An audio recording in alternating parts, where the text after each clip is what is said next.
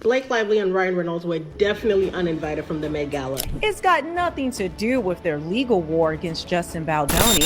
Blake Lively and Ryan Reynolds are in an absolute meltdown after Anna Wintour, the Met Gala queen herself, banned them from the event this year. It's the kind of public slap no A-lister recovers from, especially when Blake had the audacity to question Wintour's authority. Their reputations are ruined. Turns out, challenging fashion royalty comes with consequences, and Blake clearly overestimated her VIP pass. Who is going to want to work with them, especially as more and more comes out, especially as discovery comes out and depositions? To me, their careers are over. Believe me, this couple, once celebrated as Hollywood's golden pair, are now facing one of the coldest shoulders the industry has to offer. Over the past few months, things have taken a drastic turn for the worse. Insiders from major studios and brand partnerships have quietly confirmed what everyone's been suspecting. Blake and Ryan are rapidly losing gigs. But we're very used to seeing Blake, right? She's very unkind to reporters, and genuinely I think that there's just a lack of a better word there.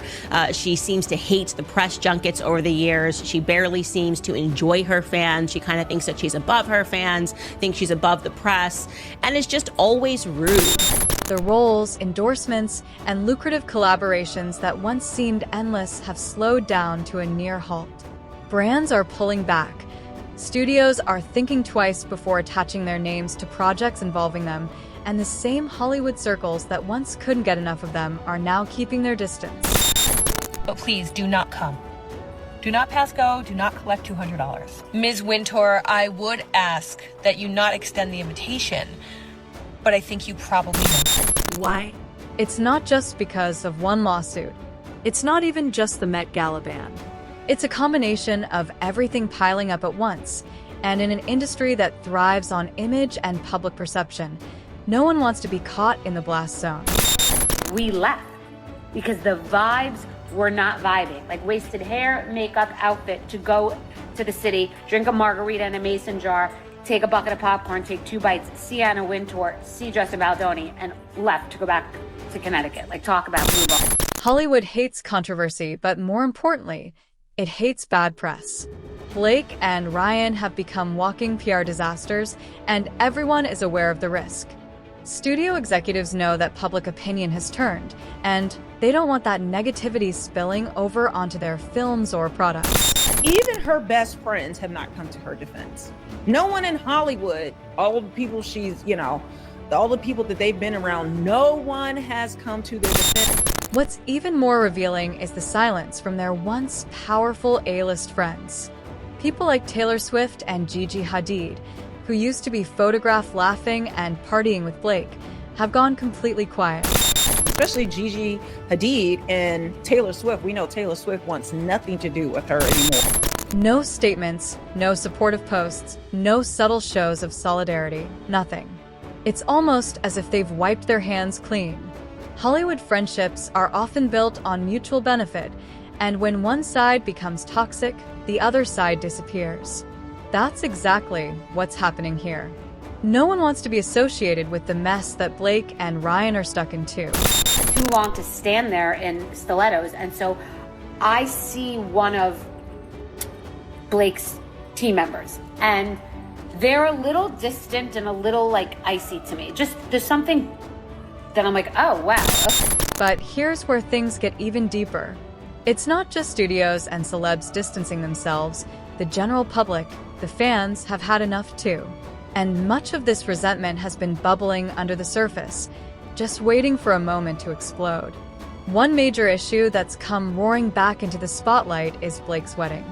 For years, Blake and Ryan's wedding at a plantation went relatively unchecked by mainstream media. In other circumstances, this person is not this way, and it was slightly off-putting to Danielle and I. We both noted it, and then it was one of these theaters that has all these escalators in it. Okay, so we're like, what do we do? So we go to get margaritas, and that night I had a malfunction, my strap came off, and we went to drink margaritas. I think it was raining, and we were walking outside in the rain, and it was just a mess. But with the current wave of accountability culture and heightened awareness, people aren't letting it slide anymore. The fact that they chose a plantation, with all its historical weight and trauma, as the backdrop for their so-called fairy tale wedding has left a sour taste. Fans who once adored them now view that choice as tone-deaf at best, outright offensive at worst. What's more, they've never properly addressed it. No apology, no meaningful acknowledgement. That silence is deafening.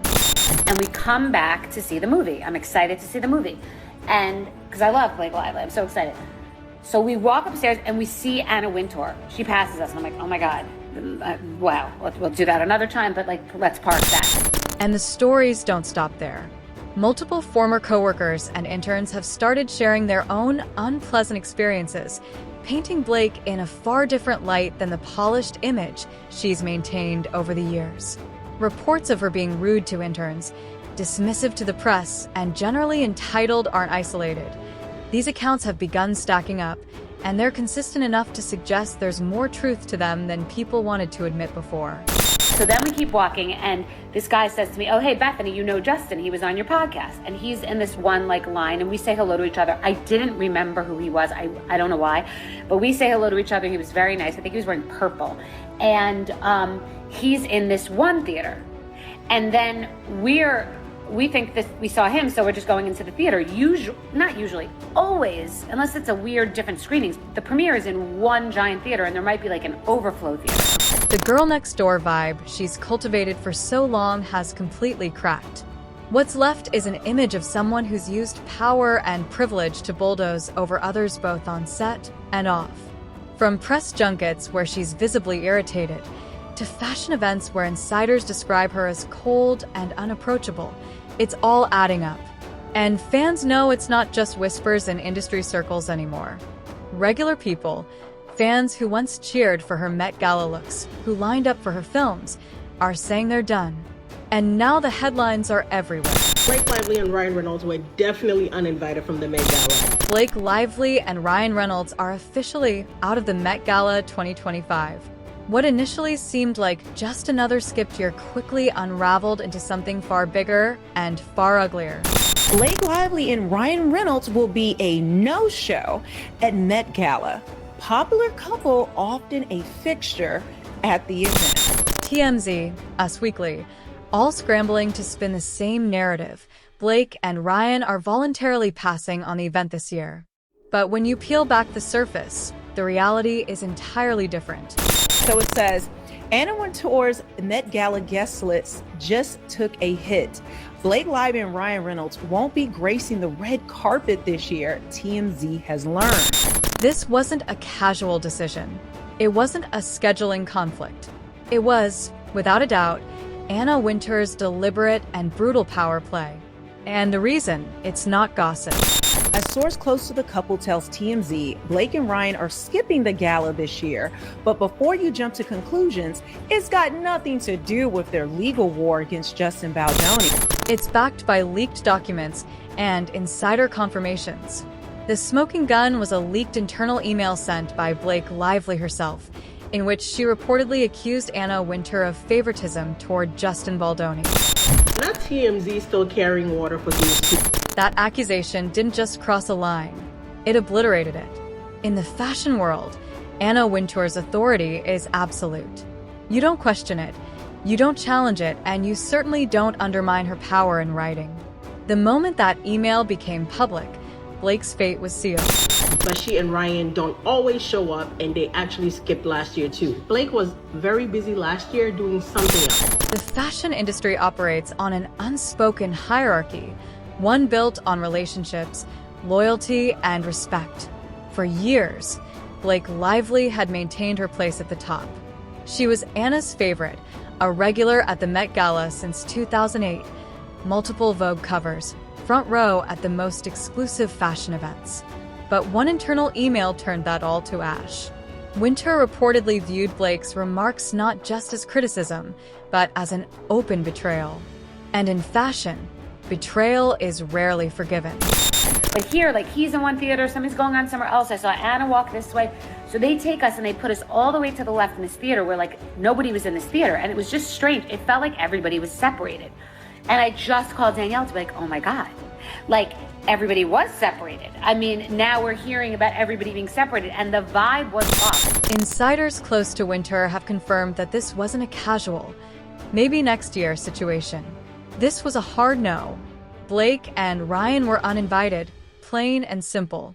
Not overlooked, not quietly shuffled off the guest list. Banned. Their names are no longer welcome on the red carpet at the event they once dominated. And so what I didn't tell anybody, because I was like, we'll be canceled, was we left. Because the vibes were not vibing. Like wasted hair, makeup, outfit to go to the city, drink a margarita in a mason jar, take a bucket of popcorn, take 2 bites, see Anna Wintour. It's no coincidence that the media machine around Blake and Ryan immediately kicked into overdrive the same day the uninvited news hit. Outlets like TMZ, Elle, and Us Weekly started parroting the same PR-friendly lines. They chose not to attend. They're busy. It's unrelated to ongoing legal matters. But the deeper you dig, the more obvious the lies become. But she and Ryan don't always show up, and they've actually skipped last year too. So let's rewind to last year, the 2024 Met Gala. Once again, Blake and Ryan's absence raised eyebrows. But the cover story then? Blake was taking a break, supposedly staying home with family. Turns out that couldn't have been further from the truth. Court filings and production logs from Sony Studios and Culver City, California, confirm exactly where Blake was during the 2024 Met Gala, editing her personal cut of It Ends With Us. So what was Blake doing last year instead of being at the Met Gala? You guessed it. Too busy hijacking Justin Baldoni's film, because May 3rd to May 8th, we are confirmed she was definitely in the editing bay trying to give us her cut of It Ends With Us. Between May 3rd and May 8th, 2024, Blake was locked in the editing bay, fighting for creative control over Justin Baldoni's film adaptation. The Met Gala happened on May 6th, 2024, so while publicists pushed the narrative that she was at home, the reality was she was in California, not New York, making demands and overriding the film's director. By her own admission in legal documents, she refused to hand over the edited cut until May 10th. So tell me how she was gonna make the Met Gala from California, because it was being edited on Sony studio lots in Culver City, California. Considering the Met Gala was on May 6, 2024, and the Met Gala is held in New York. That timeline alone destroys the voluntarily skipping argument. She didn't skip the Met Gala because she felt like it. She skipped because she was embroiled in a behind-the-scenes power struggle. This isn't a one-off. There's a clear pattern of manipulative narrative control coming from their PR team. As rich and as wealthy as Blake and Ryan were, she was not about to spend money on a private jet to leave LA and leave the editing bay to make the Met Gala, when she really didn't have any more time to waste, because she had to turn this movie over to them as early as May 8th, and she still didn't do that and didn't turn it over till May 10th. Go back through Blake's history at the Met Gala, and any year she didn't attend is accompanied by vague explanations. 25. 2012, no clear reason, chalked up to wedding planning. 2015 and 2019, pregnant or new motherhood. There was no widely documented reason, but this was around the time she married Ryan Reynolds in September 2012. Wedding planning or personal commitments might have played a role. 2015, Blake gave birth to her first child, daughter James, in December 2014. So she was likely prioritizing motherhood, or probably felt like she was in shape enough to attend. Family reasons. But there's a glaring lack of transparency, especially when recent revelations suggest the real reasons might be far more complicated. So all TMZ will have you believing they skipped last year, so them skipping this year means nothing. Blake was too busy hijacking this man's movie. Maybe had she not done that and just went to the Met Gala like she was supposed to, she wouldn't be in this mess. It's no longer just fans or tabloids speculating. Fact checkers and deep dive journalists have pieced together the discrepancies. Accounts like Grok AI, which scoured through Blake's attendance history, revealed the inconsistencies between her public statements and actual activities. These aren't baseless accusations. They're backed by receipts, dates, studio records, and now legal documents. But no, they're not passing on the Met Gala this year. They are not invited. Let's be for real. And that's why the PR machine is struggling to hold up. You can't hide this level of mess forever. The press releases might have worked in the past, but today's media landscape is too sharp, too connected, too quick to pull the curtain back. Fans are dissecting every headline. Industry insiders know what's happening behind the scenes. Now I want to show you this because this is how hilarious it is. So in Elle magazine, it says here, of course, make it bigger, where they have these insiders saying Blake Lively and Ryan Reynolds are not planning to attend the 2025 Met Gala per report shared by TMZ on Friday. A source told Us Weekly that the news is actually not so surprising. Anna Wintour saw all of this unfold. And Wintour, known for her silence but absolute control, doesn't make public declarations. She doesn't need to. Her decision to ban Blake and Ryan from the Met Gala is louder than any press release. It's her way of sending a clear message. You don't challenge the hand that feeds you, and you don't drag her name into your personal battles. Saying Blake and Ryan haven't gone since 2022, where they were co-chairs, and they will not be in attendance this year. Huh? The couple served as co-hosts to the 2022 Met Gala alongside Regina King and Lin-Manuel Miranda, a year that celebrated. Okay, blah, blah, blah. And make no mistake, this isn't about the lawsuit alone. It's about Blake's blatant attempt to wield power behind the scenes, then scramble to control the fallout. It's about years of carefully curated image building crashing down under the weight of leaked emails, financial overspending, and arrogance that's finally caught up to them. No media outlet, no carefully worded statement, no brand-friendly photo shoot can patch over the fact that Hollywood and fashion's gatekeepers are shutting the door, and the public sees it. They're watching the cracks widen in real time. Because I have this. Of course, Grok has been incredible at answering so many questions, things that you just cannot find. If you type in this information, you just can't find it. If you look at the unraveling of Blake Lively's public image doesn't stop at the Met Gala ban or the leaked emails. It goes much deeper, straight into the heart of one of her most high-profile projects. It ends with us. What was supposed to be a career-defining moment turned into a complete disaster, with Blake herself at the center of the sabotage. Legal documents from the lawsuit between Justin Baldoni and Blake Lively outline exactly how the chaos unfolded. She had, we don't know why she didn't attend. I'm sure if I dug through the receipts, we could figure out why. Now, 2023, Blake confirmed she wouldn't attend, stating she'd be watching in from home instead. She had given birth to her fourth child with Ryan Reynolds earlier that year, exact date unconfirmed. According to the filings, Blake didn't just act in the film. She allegedly forced creative control over key aspects, overriding both the director and production team. One of the most glaring examples was how she hijacked wardrobe and script decisions. Rather than sticking to the film's original vision, Blake insisted on reshaping her character, Lily Bloom, to fit her personal preferences. It's because she had just had a baby or was pregnant, or it was the pandemic. Those are the reasons why. But they're trying to act like, oh, she just hasn't attended. Is she pregnant again? Is she about to give birth? Like what? But it didn't stop at minor tweaks. Blake reportedly sent hundreds of images to the costume department, demanding high-end designer pieces that reflected her curated image instead of the character's modest background. Emails dated April 25th, 2023, from the line producer specifically mention how the wardrobe team had already blown through $615,000, far beyond the $185,000 budget.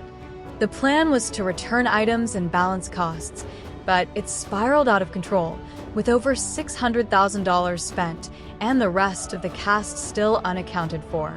She was too busy trying to take this movie, It Ends With Us, from Justin Baldoni, and was editing her cut that she forced on Sony and she had no right to do. So Blake didn't just overstep creatively. She bulldozed the production financially. And the team had no choice but to comply. Sources linked to Sony revealed an even more shocking layer. It's alleged that Blake strong-armed Sony executives, leveraging her influence and threatening to raise sexual harassment allegations if they didn't grant her editorial control over the final cut. No HR complaint was ever filed, and Sony confirmed no formal harassment claims existed. It was reportedly a scare tactic, one that worked. But it is alleged that she strong-armed them because, and if they didn't allow her to do this, that she was going to allege the sexual harassment stuff. For weeks, Blake stayed in the Sony editing bay in Culver City, California, demanding final approval over the cut. She refused to turn over her version of the film until May 10th, 2024, despite contractual deadlines requiring it earlier. The chaos behind the scenes bled into the production timeline, delaying the project, exhausting the team, and draining the budget, all while the media narrative conveniently left these details out. Even though there was never an HR complaint about it, Sony has confirmed this. So, Blake and Ryan, you're not fooling anyone. We have clocked you, we have the receipts, we have the tea. Now pair that with the fashion world's reaction. Anna Wintour, known for her calculated moves, reportedly caught wind of all this. In an industry built on control, collaboration, and hierarchy, Blake's behavior, steamrolling creative teams, weaponizing influence, and tanking the budget, was exactly the type of chaos Wintour wouldn't tolerate. There was no way Anna was going to associate the prestige of the Met Gala with someone making headlines for power plays and lawsuits. Blake and Ryan would definitely steal the spotlight. What? Just like they did at their latest public appearance on February's SNL 50. And just when things couldn't get worse, Blake and Ryan decided to step back into the spotlight. But this time, it completely backfired. Their appearance at SNL 50 in February 2025 should have been an easy win, a lighthearted moment to remind the world of their charm. Okay, so yeah, they would steal the spotlight because everyone will be talking about them and the case and what liars and manipulators they are. I mean, I want you guys to think about it. Even her best friends have not come to her. Instead, it became a textbook example of what not to do when your public image is in free fall. They showed up smiling, laughing, and acting totally unbothered by the avalanche of controversy surrounding them. But for anyone paying attention, it didn't read as confidence, it read as delusion. And the audience's reaction spoke volumes. It was heavily criticized by everyone. Even people in the audience were looking at them as though they were insane. So that tells you a lot. Eyewitness accounts and online chatter after the episode made it clear. People were confused, cold, and flat out uncomfortable. Critics wasted no time pointing it out. The appearance felt like an attempt to sweep everything under the rug, to pretend the lawsuit, the Met Gala ban, and Hollywood's cold shoulder weren't happening. Fans weren't buying it either. But the display also had critics bashing the moment. Of course, the married couple is currently entangled in a legal battle with Baldoni over the drama surrounding the movie It Ends With Us. Social media lit up with backlash. Threads exploded with comments accusing them of being tone-deaf, disconnected, and arrogant. The very charm and self-awareness that made Ryan Reynolds popular came across as hollow and forced. Blake's presence, meanwhile, only reminded people of everything unfolding behind the scenes. Instead of easing tensions, the SNL moment poured gasoline on the fire. It confirmed what many already suspected. Blake and Ryan were refusing to confront the reality. He dressed in Baldoni and left to go back to Connecticut, talk about blue balls. They weren't addressing the damage. They were performing for the cameras, still trying to steer the narrative, still clinging to the public personas they'd spent years crafting, even as everything crumbled beneath them. In the days that followed, headlines didn't highlight their jokes or any memorable moments. They zeroed in on just how out of touch the couple seemed.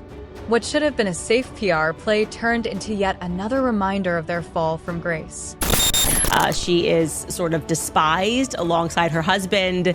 And now you've got to recognize that this movie's probably not going to do so well because people are just not going to watch a movie with Blake Lively in it.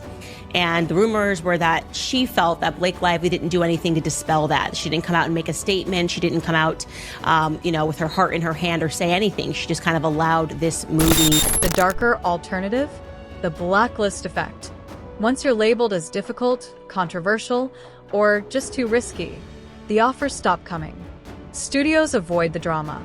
Brands back out. Events keep their distance. In an industry built on public favor, losing that can be the end of the road.